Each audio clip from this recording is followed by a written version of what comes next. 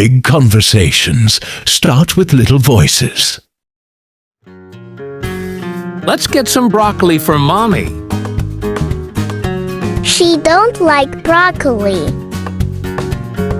We say, she doesn't like broccoli. Oh, she doesn't like broccoli. You like it? Not really, but I eat it anyway. That's very grown up of you. Mommy says it makes me strong. Don't say, she don't like broccoli.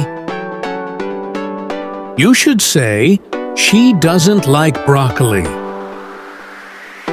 Remember, she don't like is wrong. She doesn't like is correct. Say again. She doesn't like broccoli. Say one more time.